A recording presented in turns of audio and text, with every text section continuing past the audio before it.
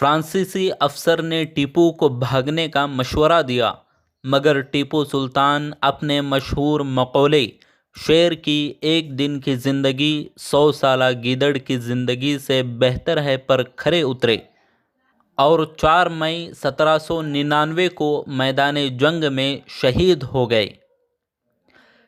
شیر میسور ٹیپو سلطان ہندوستان کے اس عظیم دلیر حاکم کا نام ہے جس کی شہادت کی خبر ملتے ہی انگریز جنرل ہیرس خوشی کے مارے جھومنے لگا تھا اور اپنے سب سے بڑے دشمن کی لاش کو دیکھتے ہی خوشی سے چیخ اٹھا کہ آج ہندوستان ہمارا ہے۔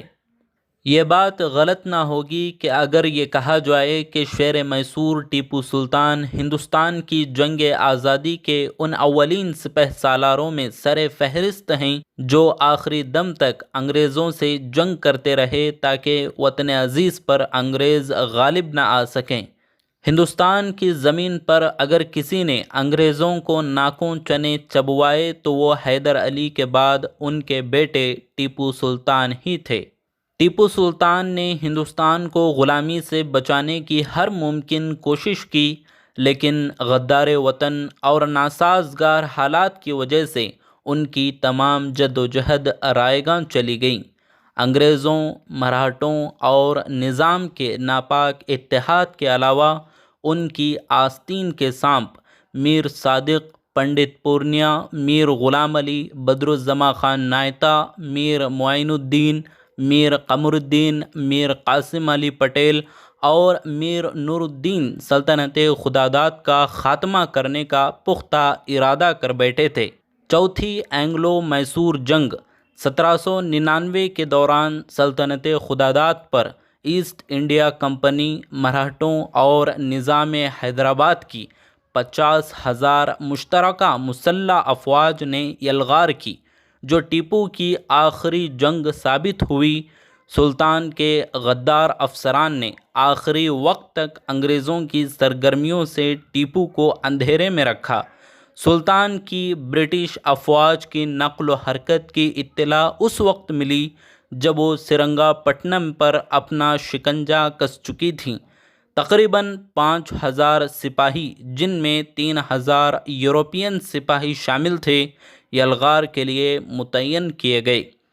اگرچہ ٹیپو کے پاس جنگ سے نکلنے کا راستہ تھا، لیکن انہوں نے میدان جنگ سے فرار ہونے پر شہادت کو فوقیت دی۔ اس موقع پر فرانسیسی افسر نے ٹیپو کو چتردرگا بھاگ جانے اور اپنی جان بچانے کا مشورہ دیا، مگر ٹیپو سلطان راضی نہ ہوئے اور ٹیپو اپنے مشہور مقولے "شیر کی ایک دن کی زندگی 100 سالہ گیدڑ کی زندگی سے بہتر ہے" پر کھرے اترے اور 4 مئی 1799 کو میدان جنگ میں دلیری اور شجاعت سے مقابلہ کرتے ہوئے شہید ہو گئے۔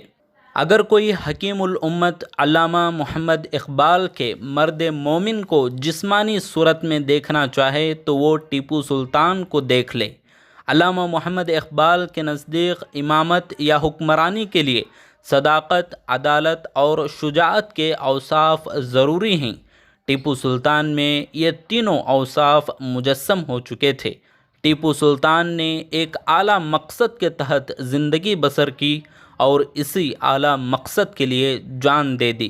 اس جنگ میں ٹیپو سلطان کے کم و بیش 12,000 سپاہیوں نے حرمت وطن کے خاطر اپنی جانیں نثار کر دی تھیں، جن میں سینکڑوں مسلمان اور ہندو بہادر مرد اور عورتیں شامل تھیں۔ اس کے مقابلے میں انگریز فوج کے صرف 1,500 سپاہی حرام کی موت مرے، کیونکہ انگریزوں نے یہ جنگ عسکری قوت کے بل بوتے پر کم اور غدار سازشوں کے بل بوتے زیادہ لڑی تھی۔ ٹیپو سلطان کی شہادت کا دن 4 مئی 1799 بمطابق 28 ذوالقعدہ 1213 ہجری تھا۔ شہادت کے وقت ٹیپو سلطان کی عمر 48 سال 5 ماہ اور 14 دن تھی۔ وہ بظاہر تو دنیا سے پردہ فرما گئے، مگر ان کی روح آج بھی ہر اس مسلمان مجاہد کے تن خاکی میں معجزن ہے جو دین اسلام کی سربلندی اور مادر وطن کی آزادی کے تحفظ کے لیے مصروف جہاد ہے۔ ٹیپو سلطان کی آخری آرام گاہ گنبد سلطانی کہلاتی ہے، جو سرنگا پٹنم کے لال باغ میں واقع ہے۔